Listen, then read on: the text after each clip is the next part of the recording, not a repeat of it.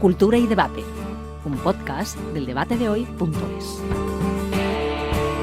¿Qué tal? Bienvenidos al 9º programa de Cultura y Debate. Martin Scorsese ha reunido en El Irlandés a Robert De Niro, Al Pacino, Joe Pesci, una película aclamada por la crítica, gran candidata a los Oscar y que se estrena en Netflix el 27 de noviembre, dentro de muy poquito, aunque se ha podido ver ya en algunos cines, en muy poquitos. Vamos a aprovechar el estreno del Irlandés para dedicar un programa al cambio de paradigma en el terreno audiovisual y cómo plataformas como Netflix, HBO, dentro de muy poquito tendremos en España Disney Plus, que también amenaza con ser una de las importantes y a las que habrá que suscribirse, pues han cambiado la forma en la que vemos series y también de la forma en la que vemos el cine. Lo vamos a hablar con dos profesores de la Universidad CEU San Pablo, con Roberto Gelado y con Gonzalo Fuentes. Y antes de nada, os recuerdo que os podéis suscribir a estos podcasts del debatedehoy.es, en iVoox, en iTunes, que estamos en Spotify, que también subimos los programas a YouTube y también en Google, y que tenemos una newsletter en la que os enviamos a vuestro correo, muy facilito, nuestros episodios. Yo soy Pablo Casado, en la técnica, Chema Rubio.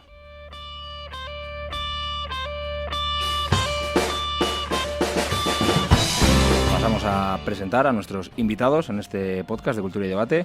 Roberto Gelado, profesor de Narrativa Audiovisual de la Universidad CEU San Pablo, bienvenido. Hola, muy buenas, muchas gracias. Ya te hemos leído en el debatedehoy.es, te escuchamos. Pues es un placer siempre estar con vosotros y además es muy interesante que deis espacio para reflexionar, que a veces falta también en esto de la televisión, ¿verdad? Como es un podcast, tenemos todo el tiempo del mundo, Fenomenal. así que no hay cortes de publicidad ni nada, así que todo lo que queráis hablar podemos hablarlo. También con Gonzalo Fuentes, que es profesor de Realización Monocámara, Fotografía e Iluminación, también en el CEU. Bienvenido. Hola, ¿cómo estáis? También te hemos leído, te escuchamos.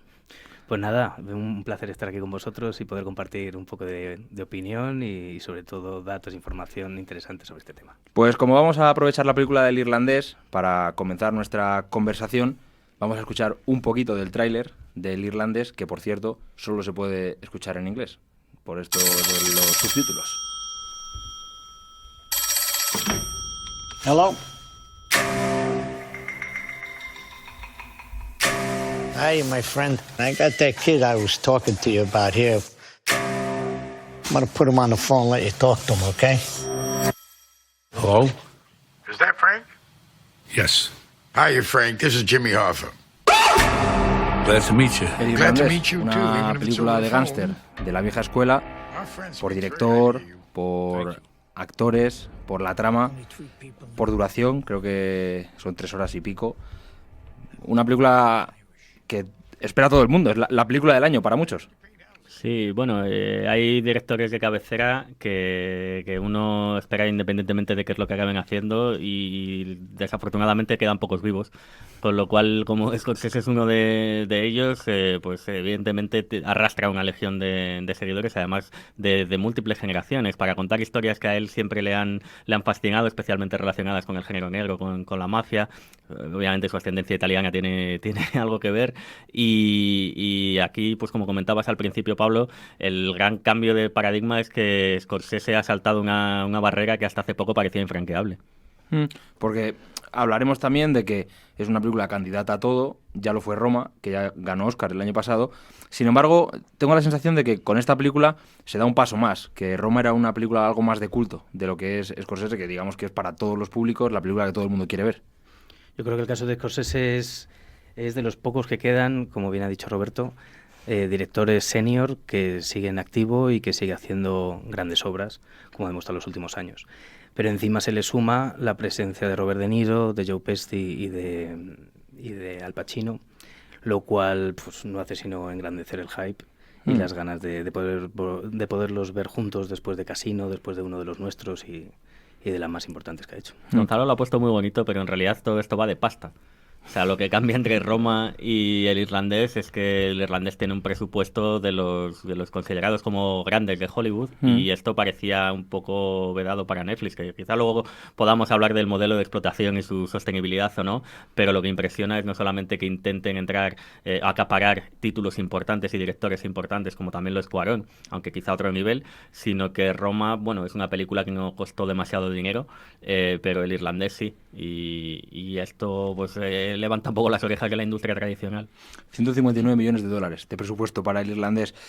Que Scorsese, De Niro, Al Pacino participen en una película que se va a estrenar mayoritariamente en Netflix. Ahora hablamos que ya se ha estrenado en alguna sala en España, muy poquitas. Acaba con ese debate, creo que un tanto absurdo, de que todo el cine que no se ve en la gran pantalla es menos cine, etcétera.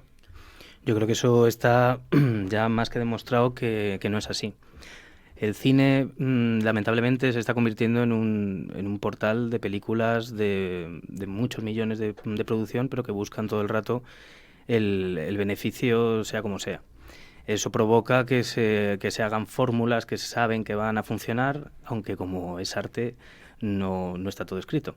Pero Avengers, todas las secuelas que están saliendo de todas las producciones, siempre al final el cine ya no arriesga como antes con producciones no tanto independientes, que esas yo creo que sí siguen funcionando, y de hecho hay más porque hay una democratización en el cine, cada vez es más barato rodar. Pero las producciones medianas, con las que nos hemos criado, las que ha hecho Martin Scorsese, pues cada vez tienen menos cabida en las pantallas grandes. Por lo tanto, hay que irse a Netflix, a que ponga la millonada. Yo creo que lo que ha habido es un aumento del tiempo de consumo.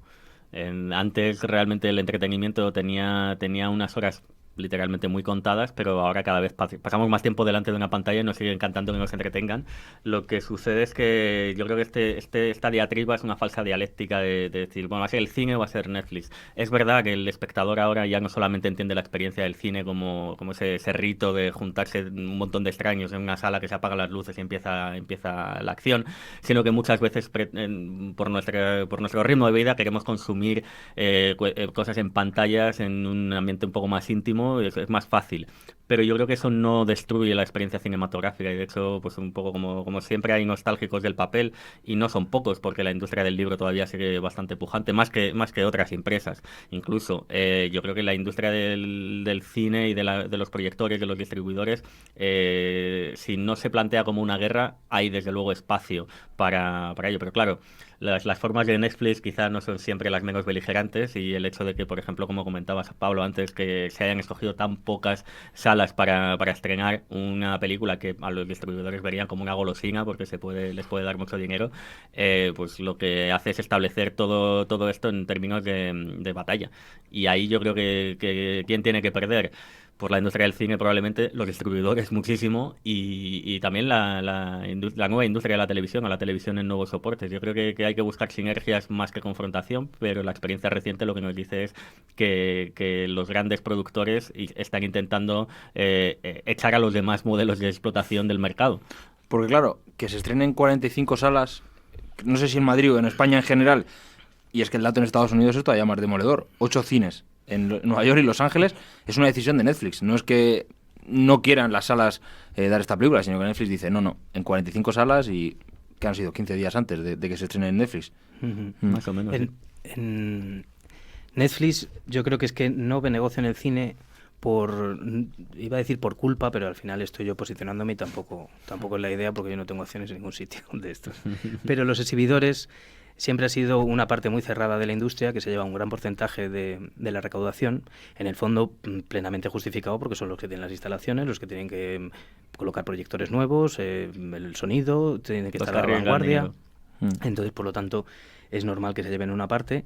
Pero claro, Netflix no le interesa perder todo ese dinero, y de hecho en su momento planteó, no sé cómo seguirá si seguirá por ese camino, pero quería poner sus propias salas, quería hacer sus propios cines, de manera que yo estreno mis películas y a lo mejor alguna más, pero simplemente como vehículo para poder acceder a los festivales, ya que en la mayoría de festivales de cine obligan a que haya habido un tiempo en el cual estén en pantalla grande. El Festival de Cannes, que sabréis la polémica que ha habido, que lleva ya varios años, Cannes contra Netflix, Netflix contra Cannes, viene porque en los cines franceses tienen que pasar 3 años desde que se estrena en salas hasta que llega al streaming. Entonces, claro, esa limitación la tienen en su país, pero cuando es el Festival de Cannes tiene que haber estado en salas francesas. Y eso ha provocado que Roma no estuviese entre las películas seleccionadas para el año pasado, y este año le pasa lo mismo con El Irlandés. Eso significa que Cannes poco a poco va mermando, se está perdiendo grandes joyas del cine por culpa de una controversia que tendrá que solucionarse en algún momento. Que en este duelo creo que pierde Cannes, siempre perderá Cannes. Al final si estamos viendo que películas como El Irlandés están en Netflix, perder ese tipo de películas pierde Cannes. Por lo tanto, entiendo que en esta guerra, si lo queremos llamar guerra, que no lo es, Netflix compañía tienen todas las de ganar. Sobre todo cuando otros galardones muy importantes, como son los Oscar, sí respaldan este tipo de producciones y sí le otorgan Oscar a las películas, vengan de Netflix o vengan de la productora que sea. De hecho, hubo una polémica previa a los Oscars del año pasado en la que muchos aseguraban que Roma, fuera todo lo bueno que fuera, no se iba a llevar el Oscar porque venía de Netflix, y al final los académicos creo que mostraron una visión un poco más inclusiva, diciendo aquí lo que se juzga es la calidad de las piezas, y bueno, siendo todo discutible como es, pues el consenso al que se llegó es que había sido la mejor producción del año. Y yo creo que esto también es un recordatorio para cualquiera que tenga dentro de la industria una visión más terrible. Yo sigo diciendo, los exhibidores, bueno, son parte de nuestra infancia. O sea, muchas de las películas y de los títulos y nuestra cultura audiovisual hubiera sido imposible de concebir sin ellos. Pero claro, el modelo que algunos de ellos parecen aferrarse a él es el de explotación de hace 20 años. Entonces, los usos han cambiado, el consumo ha cambiado, y también el espectador quiere poder acceder al contenido de una manera distinta. Y en esa batalla, efectivamente, quien les proporcione mejores formas de consumir lo que quieren, como quieren, tienen las de ganar. Vamos a hablar de dinero, que comentabas antes del presupuesto que tenía el irlandés, 159 millones de dólares. Entiendo que el modelo tradicional de recuperar el dinero a la hora de hacer una película es que la gente pague por ir a verla al cine. ¿Cómo recupera el dinero Netflix si ya tiene un número de suscriptores que, hombre, no sé cuánta cantidad de gente se suscribirá a Netflix para ver el irlandés? Yo creo, a ver, el modelo es un poco más complejo, porque incluso el modelo tradicional, efectivamente, se subvenciona con entradas, entre comillas, pero también hay explotación posterior a la proyección que sirve para revertir en el dinero invertido. Pero sí, a grandes rasgos, el porcentaje de las entradas es lo que acaba diciendo si una película es rentable o no. Lo que sucede con Netflix, como con muchas otras plataformas de visión no lineal, es que lo que apuestan es por tener un catálogo suficientemente vasto como para incrementar el número de suscriptores.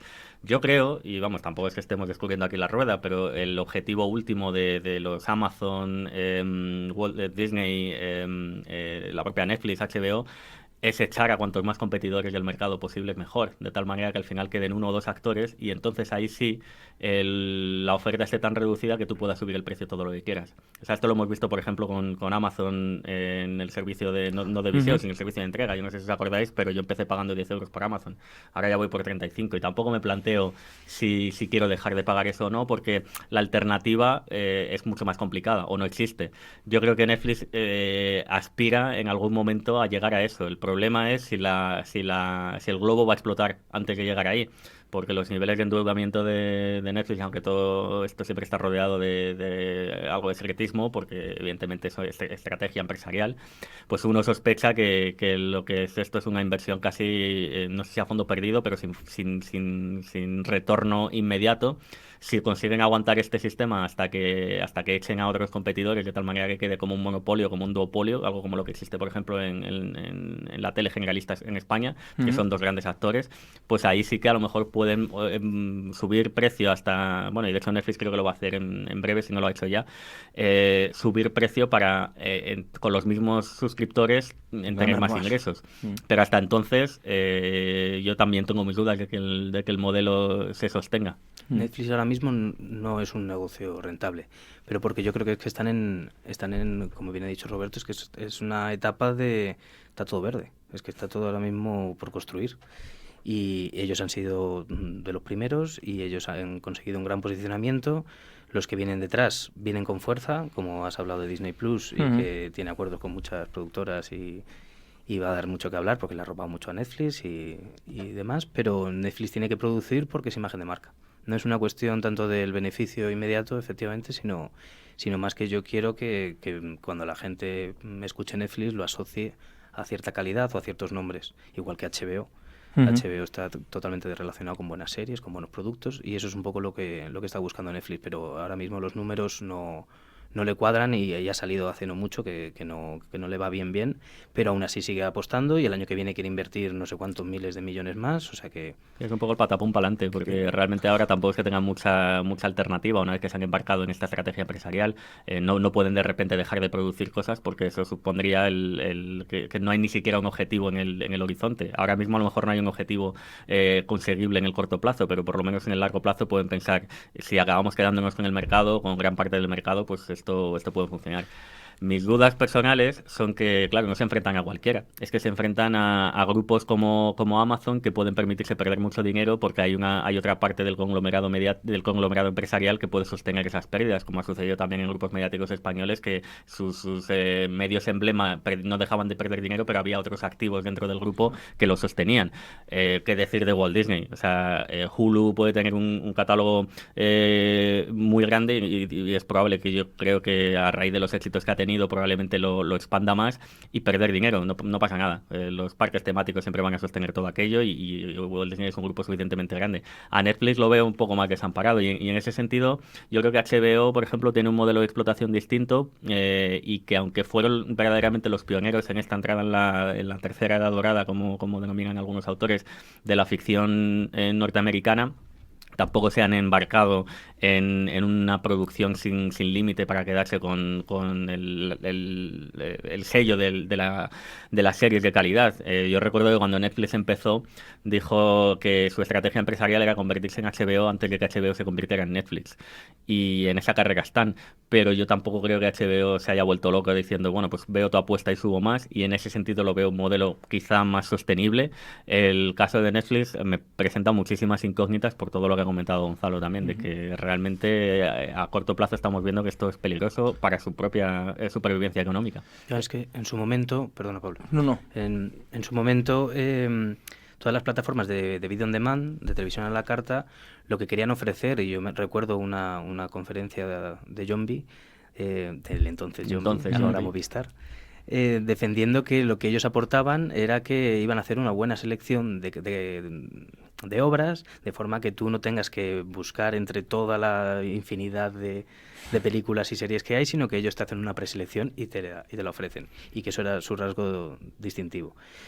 Eso no tiene ningún sentido. No funciona. No, porque ya nosotros dejando pensar por nosotros mismos y ofreciéndonos algo propio. Y de hecho, esa fue el cambio de estrategia de Yombi. Cuando pasó a Movistar, de repente dijo, vamos a meter dinero, vamos a hacer nuestras propias producciones, vamos a intentar hacer algo que no se acerque a todos los públicos posibles, como en su día se hacía con Los Serrano, con Médico de Familia, sino que vámonos a nichos concretos que sepamos que le pueda gustar y hacer producciones que creamos que pueden venderse en Blu-ray y dentro de 10 años sigan aguantando y sigan teniendo una cierta repercusión a nivel artística, como ahora los productos que han hecho de La Peste o cosas que te puedan gustar más o menos, pero que ves que hay un gran trabajo detrás, muchos esfuerzos. Sí, o sea, el caso de Movistar Plus es interesante porque también desvela una tendencia que es general en la producción audiovisual actual, que es que los productores de contenidos quieren aliarse con los proveedores de servicio de Internet, que es lo que te facilita el streaming, y al revés, los proveedores de servicios de banda ancha quieren también ser los que decidan qué contenidos vas a acabar consumiendo, y en ese sentido también creo que, pues por ejemplo, la reciente incorporación de AOLA de AT&T a Warner, o Telefónica metiéndose también en el negocio de producción de contenidos, crea esos conglomerados que tienen un soporte económico superior a los que solamente crean contenidos. Entonces, Movistar estratégicamente puede querer posicionarse dentro de la producción de calidad española perdiendo dinero, pero bueno, siempre va a haber una parte muy fuerte del negocio que sostenga esas pérdidas, incluso que hagan que el grupo siga manteniéndose. Luego habría que hablar también sobre, pues eso, la calidad o el volumen de producción que tiene Movistar, pero yo creo que ya hay una contribución visible, es decir, muchos de los títulos nacionales de calidad que uno recuerda pues están en Movistar, y ese es un terreno de batalla, pues no a nivel global sino a nivel nacional, entre varias productoras, o sea, entre varios productores de contenidos. Por un lado, Movistar quizá como la cara más visible, pero Netflix también está intentando alimentar la creación de contenidos en distintos países, sobre todo porque ellos también consideran que eso no solamente les puede ganar suscriptores nacionales, sino que además esos productos al final se pueden acabar convirtiendo en un fenómeno global. Y en el caso de España, por ejemplo, tenemos casos muy claros que han sucedido en Netflix, como La Casa de Papel o Merlí incluso. Con lo cual son muy apetecibles. Y eso es algo, por ejemplo, que Netflix sí tiene, que Movistar creo que no tiene tan definido en su modelo de negocio, pero teniendo en cuenta su posicionamiento en Latinoamérica, pues es también una vía de internacionalización. Entre todas las cosas que estáis comentando, yo creo que sí que quedan claras muchas cosas que van cambiando. Por ejemplo, a mí una que me llama mucho la atención es que ya no se piensan en series para ser vistas por millones de personas, por lo que era antes Médico de Familia, ¿no? Que el último capítulo pues reunía a toda España, sino que se hacen muchas para gente muy distinta. Yo apuntaba por ahí, por ejemplo, la película que han sacado después de Breaking Bad. Tenemos películas o series como muy concretas, ¿no? Y os quería preguntar, y lo habéis dicho, no sé si queréis meteros aquí o no, por la calidad del producto que nos ofrecen las múltiples plataformas. Tenía por aquí apuntado que me pasabas, Gonzalo, lo que se gastaba HBO en los capítulos de Juego de Tronos. ¿Podemos asociar HBO a grandes producciones, a menos producciones de más calidad que Netflix, que quizá yo mentalmente lo tengo como un porrón de series y películas, pero que alguna deja más que desear? No hay series, es muy simple todo, no hay series malas en HBO, en Netflix, y que puedes encontrar alguna serie un poco más dudosa. Yo creo que Netflix invierte demasiado. Yo creo que es verdad que estamos saturados. Yo cuando voy a ver, cuando por la noche voy a elegir qué es lo que quiero visionar, ya miro a ver qué novedades hay en Netflix, porque es que todas las semanas tiene que haber algo, casi una serie, diario, una sí, película, sí, o sí. un... Y es que al final no dan abasto, y es normal que eso desmerezca en la calidad de los productos finales. No obstante, sigue habiendo muy buenos productos. Luego hay otros como Amazon, que todo el rato está con la chita callando, porque no sé si es que no tiene dinero para poder promocionarse en condiciones, o es una estrategia que tienen, pero tienen grandes obras. La del Man in the Castle, Man in the High Castle. Man in the High Castle lleva 4 temporadas, ahora iba a cerrar, y la están considerando como una gran serie con 4 temporadas ya, y preguntas por aquí en muchos círculos y no tienen ni idea de qué serie es. El Pueblo, que esa es una española que también ha invertido Amazon junto con Mediaset, también está un poquito de Strangis, se conoce, ha salido en algún medio porque al final él es español, pero hasta que no del boom en Telecinco, que han retrasado un poco el estreno, no se dará a conocer cuando lleva ya meses en Amazon. Entonces yo creo que son distintas estrategias. Luego también HBO puede costeárselo, pero también depende de los réditos que le vaya a dar. Juego de Tronos invierte en lo que invierten en la última temporada, pero no invertían eso en las primeras. Claro. Todo es correlativo y tiene su sentido. Porque también lo que ha cambiado esta nueva manera de que veamos contenido es cómo se prepara una serie, o cómo se prepara, una serie. Antes íbamos capítulo a capítulo, ¿verdad? Y si el piloto funcionaba, íbamos para adelante. Ahora te presentan ya la serie entera, o por lo menos cada temporada entera.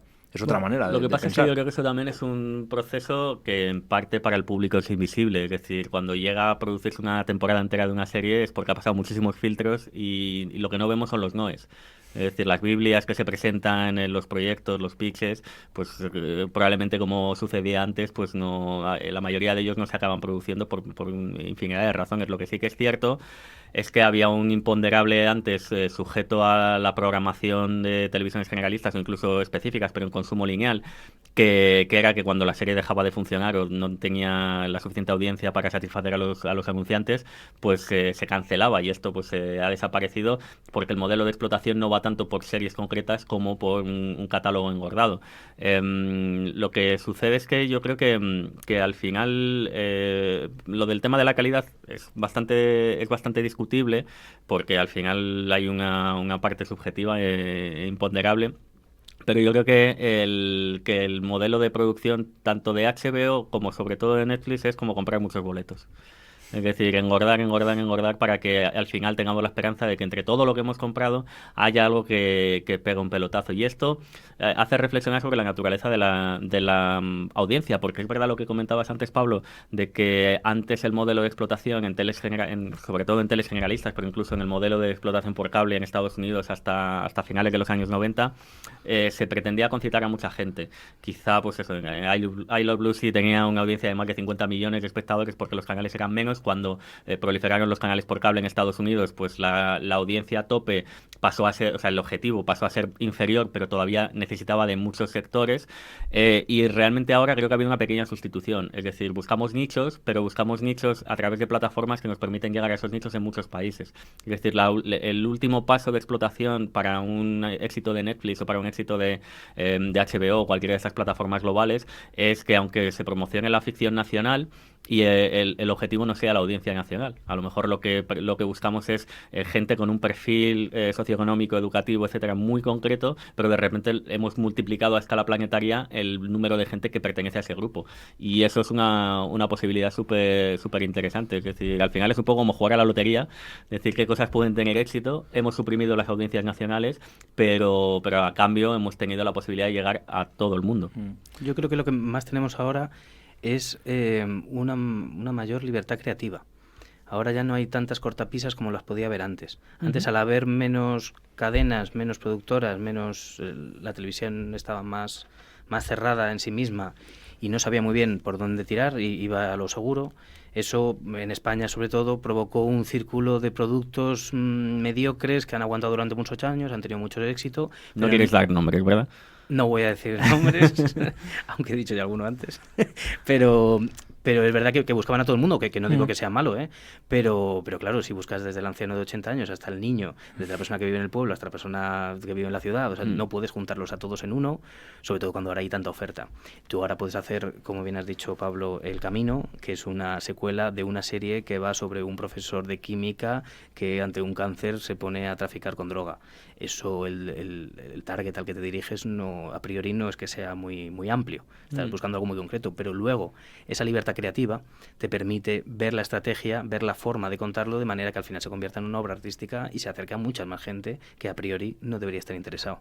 Pero cuando una obra es buena, da igual el tema que sea, que va a seguir funcionando. Y de hecho yo creo que ahí también el cambio del espectador del que hablaba yo antes tiene que ver con eso, porque al final el paradigma es que cuando las expectativas cambian y no se espera siempre la misma serie que tiene a un personaje que representa a cada grupo de edad, etcétera, pues incluso en televisión generalista pueden triunfar series que, bueno, a mí me plantean un dilema casi moral, como La Casa de Papel, de que el final, o por lo menos de la primera temporada, incluso lo que llevan emitido hasta ahora, pues me deja súper frío por los roles que se representan y por los mensajes que se lanzan. Pero no hay que olvidar que La Casa de Papel, que es un poco ese, bueno, no quiero decir decir blasfemias aquí, pero es un poco ese Breaking Bad de arquetipos antiheroicos que de repente se convierten en protagonistas en España en lugar de en una ficción internacional.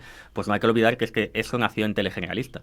Es decir, que la transición de esas dramedias familiares que concitaban a todo el mundo delante del televisor se ha trasvasado a las nuevas plataformas de consumo no lineal, pero incluso dentro de las teles generalistas ya se están produciendo cosas que uno no hubiera esperado antes. Por ejemplo, se me ocurre también, que es un caso bastante recurrente, pero creo que justamente es el del Ministerio del Tiempo. Es una ficción en la que se hacen muchas cosas que hasta hace nada eran impensables. O sea, personajes con muchísimas aristas, desde el protagonista hasta secundarios. Se me ocurre el caso de Leiva, por ejemplo, que era un personaje interesantísimo que transgredía la línea del tiempo y que al final recibía pues un castigo por ello. Y los saltos en el tiempo, o sea, me acuerdo de David Simon, el creador de The Wire, que cuando le preguntaban que cuál era su secreto para hacer las series, que cómo conseguía captar la atención del espectador medio, pues dijo muy sonoramente, una palabra que empieza por F en inglés, que le den al espectador medio, porque estos showrunners, estos nuevos creadores no tienen esa obsesión por cómo concitamos a más gente, sino tienen esta sensación de ser series de autor, por así decirlo, y eso da pie a lo que dices, Gonzalo, que al final escojamos tramas distintas, personajes distintos, y que quizá ese carácter artístico se empodere. De hecho, hasta hace nada no hablábamos de showrunners, o sea, la figura del showrunner era una cosa prácticamente, pues es muy cinematográfica, donde el productor, el director sí había tenido un papel muy importante, pero en las series tenían una concepción mucho más industrial y la parte artística quizá quedaba más de lado.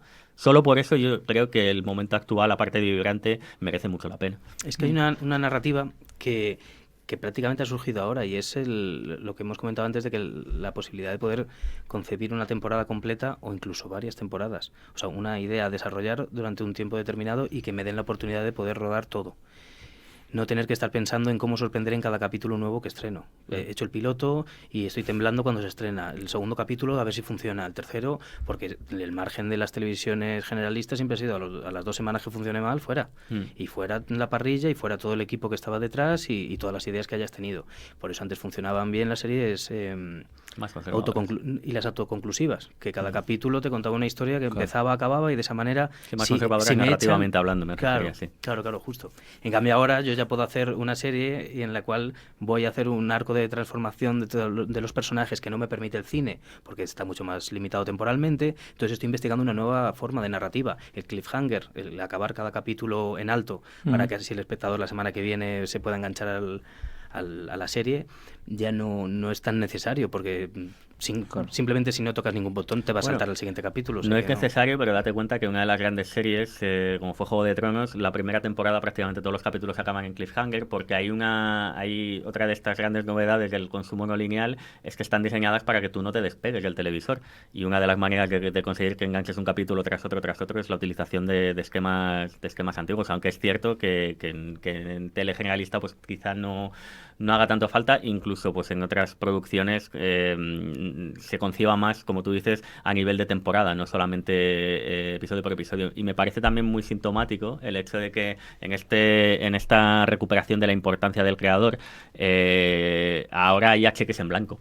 Es decir, a David Simon después de The Wire le pusieron todo el dinero del mundo, HBO le dijo, haz lo que quieras. Y es que esto era algo absolutamente inconcebible antes. Y él hizo Treme, y además hizo Treme con una responsabilidad tremenda, porque cuando llegó a su última temporada dijo, es que yo creo que ya no tengo nada más que contar. Y concluyó la serie. O sea, este tipo de reivindicaciones de la autoría me parece que son muy buenas para el carácter artístico. En España, por ejemplo, para mí, desde luego, no es David Simon, pero es uno de los más importantes de la creación española, aparte de Bambú, Ramón Campos, etcétera. Tenemos el ejemplo de Alex Pina, que después de inventarse La Casa de Papel, pues llega a Movistar y le dice, cheque en blanco, haz lo que quieras, y hace El Embarcadero, que bueno, si tenemos tiempo lo comentaremos, pero desde luego tiene su sello personal, su impronta personal. Esto es algo que yo coincido contigo, es muy positivo. Muy positivo. Vamos a comentar contenido español, porque también habrá que comentar cómo todas estas plataformas apoyan al contenido de los países en los que se establecen. Hablaremos de ejemplos españoles y lo vamos a hacer adelantándonos un poco a la Navidad, aunque da un poco de pereza ya estar con la Navidad, pero bueno, Cortilanda ya está montado, por lo tanto... Yo acabo de tener una niña, así que me encanta que la Navidad dure en 2 meses. Estoy deseándolo. Lucecitas por todos los lados. Vamos a escuchar un poco del tráiler de una película de animación española que se estrenará en Netflix, que es Klaus. Hola, Jesper Johansson, cartero. Señor Klaus, tiene usted un don. Usted ha nacido para hacer juguetes. Y he pensado que si usted regala sus juguetes viejos, yo los repartiré gratis. Esta noche yo iré contigo. No hace falta que venga conmigo, de verdad. Genial, esta noche.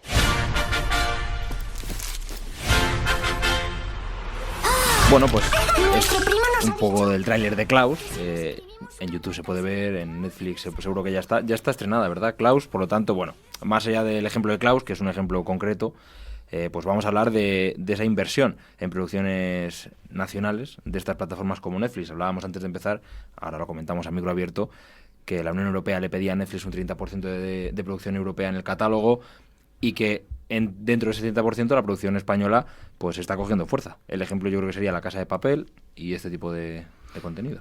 Yo creo que es una gran oportunidad para la producción nacional, para conseguir trabajo dentro de la industria, y ya se está viendo los frutos desde hace unos años, pero el 2019 y 2018 han sido fundamentales, y ahora mismo hablas con gente del cine y hay proyectos, hay trabajo, hay nuevas oportunidades, y la verdad que hay mucho entusiasmo entre toda la profesión.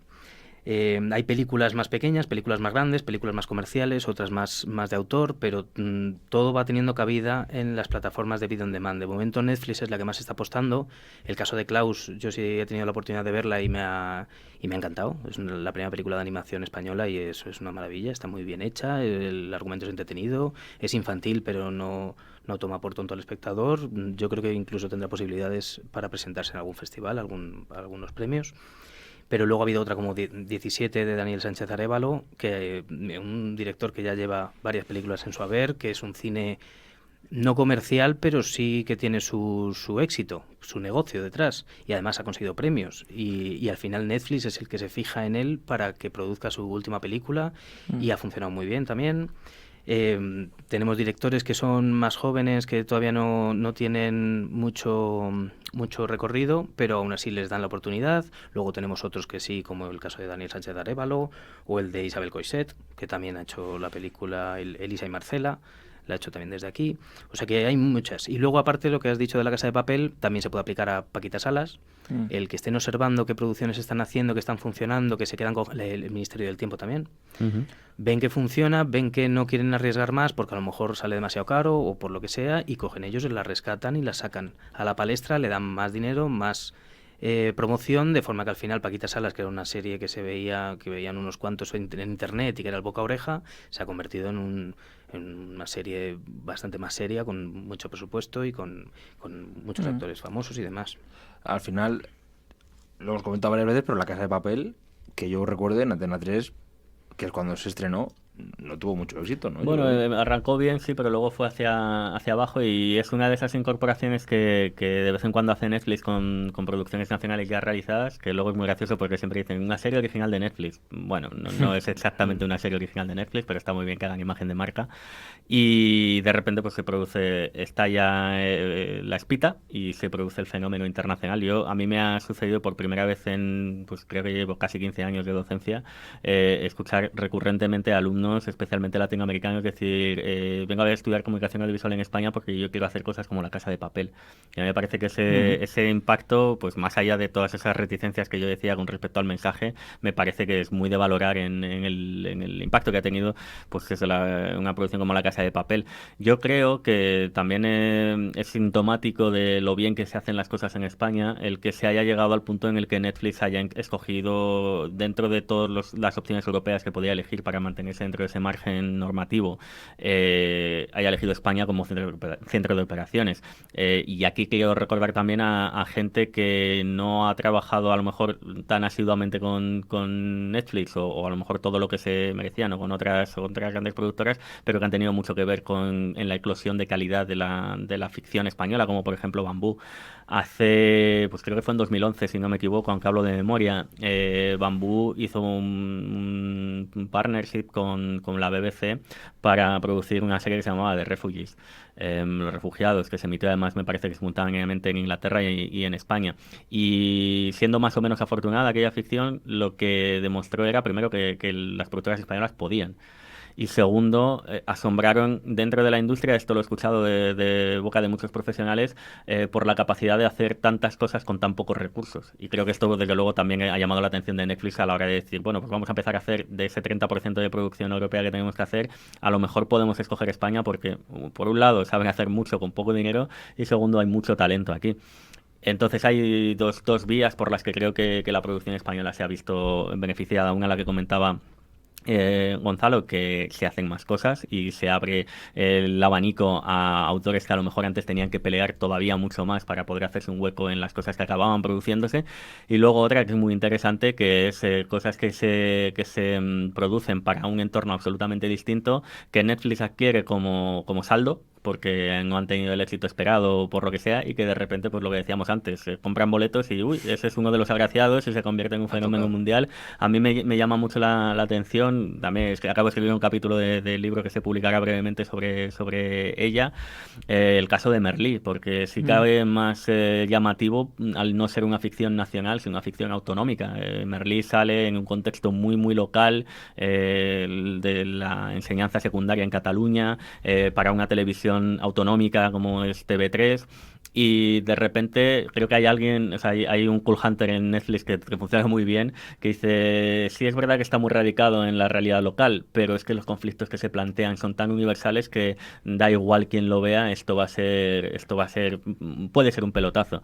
Y lo compran y es un pelotazo. Y creo que habla muy bien de lo que se puede hacer aquí, y a lo mejor ahora, gracias a todas estas ventanas que antes no existían, pues lo conocemos más, pero se iban haciendo las cosas muy bien en ficción nacional, en televisión, muchos años. Recientemente estuvo el caso de Tu hijo, la película de Miguel Ángel Vivas y protagonizada por José Coronado, que cuando pasó por las salas no había recaudado, Muy buen o sea, ejemplo. habían ido menos de 100.000 personas a verla. Pero luego a través de Netflix y por supuesto en las redes sociales, de repente el boca a oreja, oye, esta película, vedla, y ahora tiene un Se éxito convirtió. tremendo. Mi padrino vive en Corea y fue el que me dijo, joder, ¿has visto esta película? Y digo, no me lo puedo creer. O sea, esta película que lleva estrenada en cines y que pasó, no sé si duró una semana, 2 semanas como mucho, Sin pena y ni de gloria. repente se convierte en un fenómeno global. Es maravilloso. Claro, estas plataformas disuelven el concepto de fracaso, o tú no puedes hablar de una película fracasado porque te puedes encontrar con esto, ¿no? Es que a mí lo de La Casa de Papel me da muchísimo la atención, porque es verdad que, insisto, creo que no pasó con grandes éxitos por la tele, y sin embargo, de repente veías ahí que se llama Benzema con la máscara de los de La Casa de Papel, no sé qué, por lo tanto, puedes convertir en un fenómeno global algo que aquí pues no. Pero no eso es vio un poco nadie, lo ¿no? que comentábamos antes también de la audiencia y cómo cambia esa audiencia. Claro. Es decir, antes todo se agotaba en audiencias nacionales. La posibilidad de la explotación o de la exportación era muy residual y además quedaba quizá para el momento en el que la serie se acababa y, pues, por ejemplo, Los Serranos se exportó a no sé cuántos países, o bien trasladada tal cual, o bien se hacía ahí un remedo. Pero esto de que se produjera incluso mientras se estaba produciendo y se estaba emitiendo en el país de origen, se convirtiese en un éxito en otros países, era impensable. O sea, en términos de derechos era impensable. La existencia de plataformas transnacionales lo facilita muchísimo y es como una segunda oportunidad, ¿no? O sea, el éxito del fracaso no se determina tanto ni capítulo a capítulo, ni siquiera cuando la serie se agota en un país, sino que hay otros muchos países donde de repente puede prender la llama. Estaba pensando en la paradoja que fue totalmente opuesta hace unos años con el caso de Perdidos, de Lost.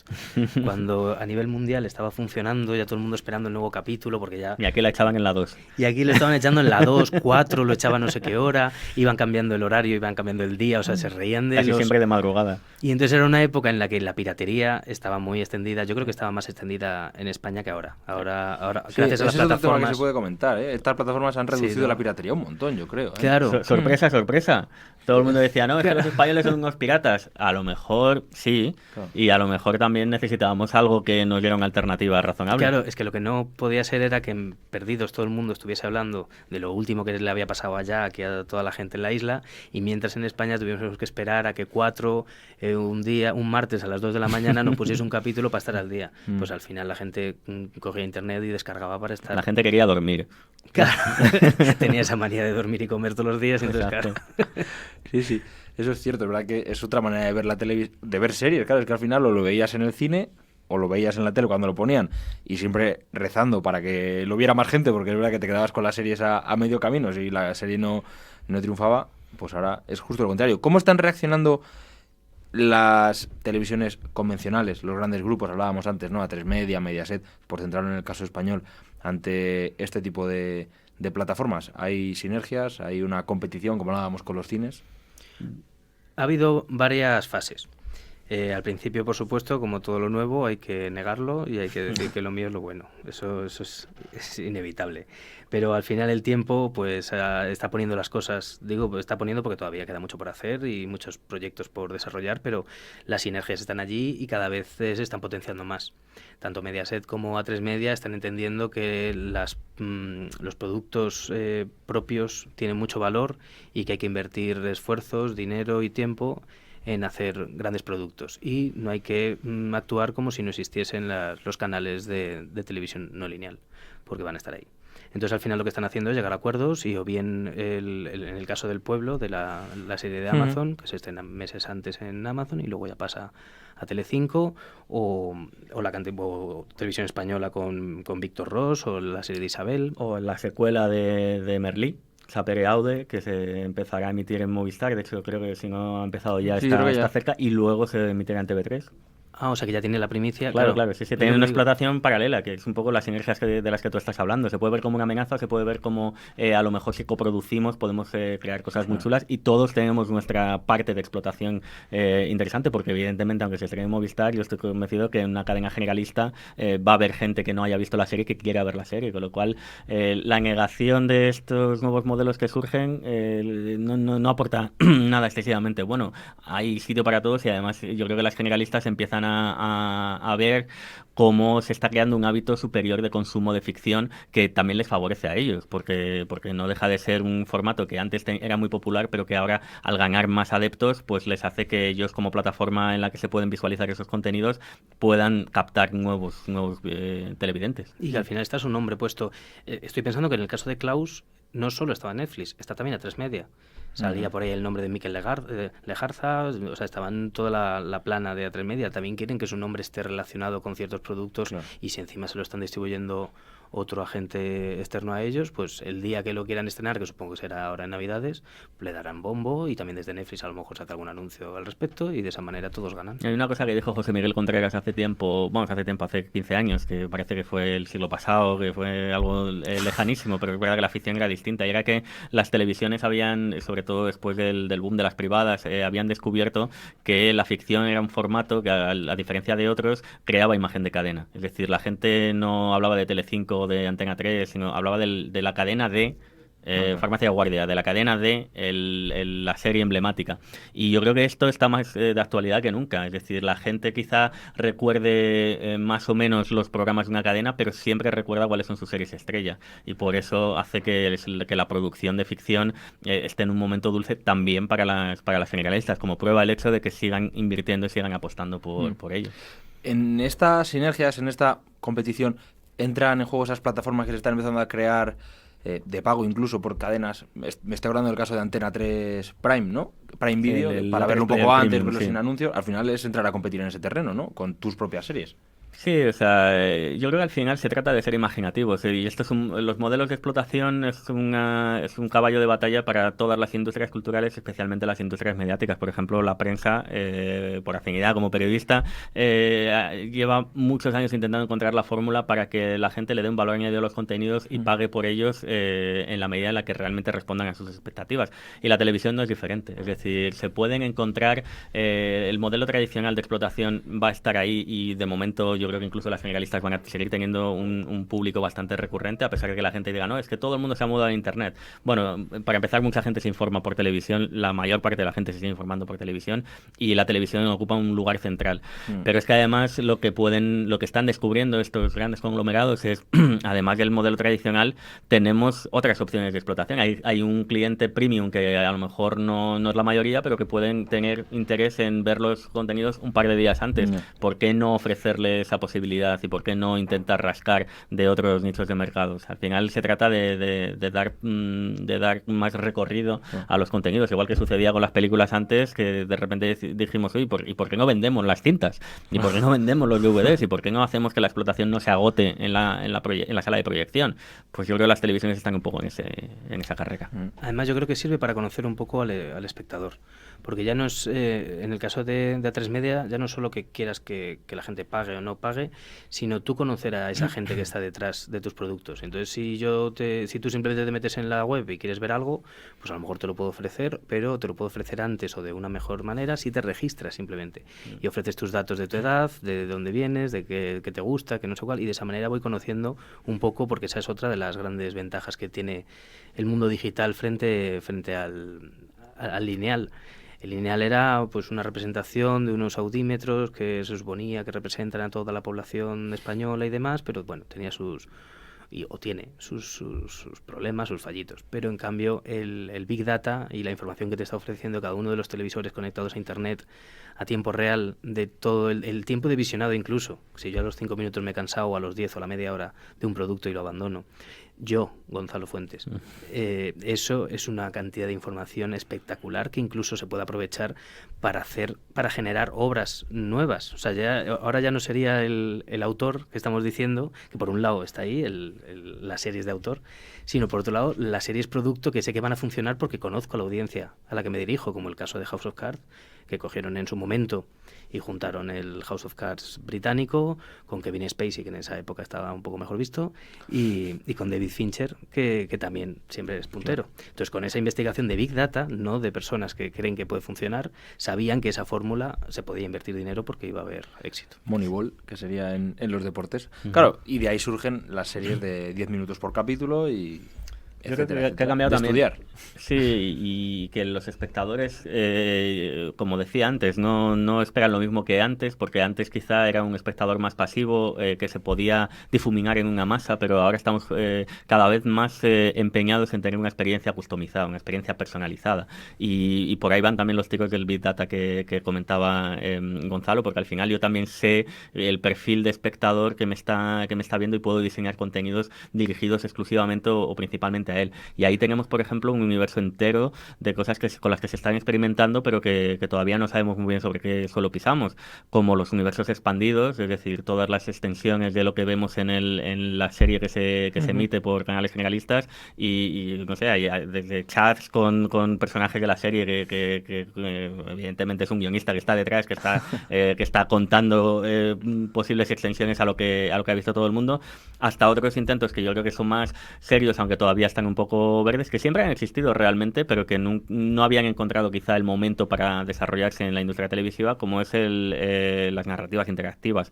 Tenemos el ejemplo de Bandersnatch, que fue, pues yo creo que, bueno, polémico como casi todo lo que hace Charlie Brooker, pero no tanto porque llamase la atención el relato en sí mismo, como si había ocurrido en otros capítulos, especialmente en su piloto, sino porque de repente todo el mundo dijo, coño, o sea, se puede hacer tele como si fuera un videojuego.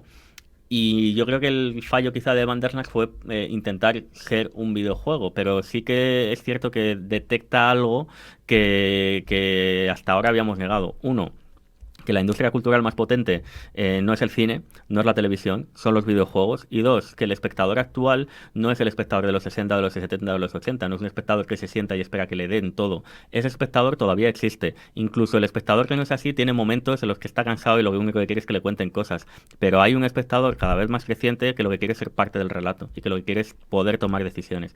Y ahí hay un campo inexplorado que queda todavía muchísimo por hacer y para el que habrá un montón de profesionales del audiovisual a los que, por cierto, ya aprovechamos para meter la cuña, ¿no? Formamos estupendamente, y en inglés también, en el CEU, que pueden encontrar... O sea, yo siempre he dicho, siempre cuando mis alumnos de cine me dicen, joder, es que es tan complicado, digo, estáis en el mejor momento que yo he conocido en mis 39 años para hacer cine y para hacer televisión. Nunca ha habido tantas oportunidades, tantas ventanas, tantas plataformas, ni sobre todo, nunca habéis podido tener acceso al mercado internacional como se tiene ahora. Totalmente de acuerdo. Yo creo que estamos ahora mismo antes he comentado lo de la bajada de precios a la hora de producir cualquier cosa. O sea, yo ahora mismo teniendo el material que tenemos en la universidad, pues mejor. Pero yo mismo me podría comprar una cámara Canon, una cámara Sony, me gasto 500 euros, 600 euros. Ahí tienes a los youtubers. Mira los youtubers. Pero bueno, los youtubers al final están en su habitación, tampoco es que cuenten muchas historias, sino es más la bruja de Blair, ¿no? Pero no, yo tampoco quiero... Los youtubers es un lenguaje que no hay que ignorar, porque al final todos los chavales de 10 años, de 12 años están ahí metidos.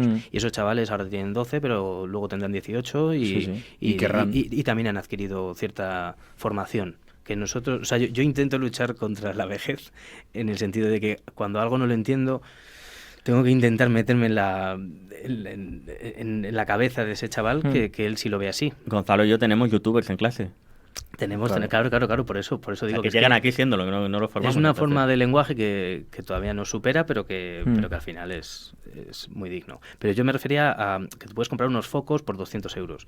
Tú puedes tener, si tú tienes un grupo de amigos, si tienes un poco de dinero, un mínimo, ya puedes hacer una producción. Y luego para editar, no son las máquinas antiguas de edición que claro, con la moviola o que tienes que cortar. O sea, ahora mismo ya no es celuloide. Ahora mismo estamos hablando de un ordenador bastante normalito que puedas poner un programa de edición. Y entonces todo ese abaratamiento de costes significa un mundo de oportunidades. Y si encima tienes más plataformas en las cuales puedan apostar por gente nueva y por ideas nuevas, mejor. Y lo que bien ha dicho Roberto, la social TV ya está bien del espectador pasivo que se sienta y como mucho hace zapping, ¿no? Ahora quieren ser partícipes, quieren hablar. Si yo veo los Goya, una pequeña parte son los Goya, pero ¿y lo divertido que es Twitter? O sea, Twitter es una maravilla en ese momento, que vas viendo, la gente va comentando con cosas súper ingeniosas. Joder, pues eso para mí es la nueva televisión, el poder, y que si yo nunca me quedé con ganas de más, porque me lo van a poder proporcionar, que yo tenga que decir basta, que el Ministerio del Tiempo, como bien has dicho tú, Roberto, con lo de los chats y demás, que los propios personajes me hablen a mí. Eso es increíble, claro. Eso hace años, eso era inimaginable. O sea, yo me imagino mi abuelo, que en su momento fue muy cinéfilo y tal, que ahora pudiese estar vivo para poder ver esta situación y vamos, estaría, bueno, no saldría de casa. Para terminar, ¿cuántas plataformas tienes, Roberto? Pues yo creo que yo hago como entiendo que mucha gente, que es que realmente contratar yo tengo solamente una, que es Amazon. Pero claro, mi Amazon te vale a ti, pero tú me dejas tu Netflix, con lo cual, resumiendo, tengo 4. Tengo Amazon, tengo HBO, Netflix y Movistar. Las mismas. Sí, ¿no? Las mismas 4. Y de momento me va bastante bien. Y yo creo que casi todo el mundo, si le preguntas, acaba teniendo todas. Por lo que dice Roberto, ¿eh? Porque, se van bueno, yo tengo Netflix, pero me deja mi tío el HBO y yo le dejo... Vamos a decirlo bajito, porque yo creo que esto también, que no se sepa, porque si no es un área de recorte bastante claro para las plataformas que van a empezar a decir 4 cuentas con este... No. Lo están estudiando ahora HBO y Netflix, ¿eh? Es normal. ¿Cómo cortar esto? Pero hablábamos justo también antes de empezar, porque hablábamos de que va a llegar Disney Plus.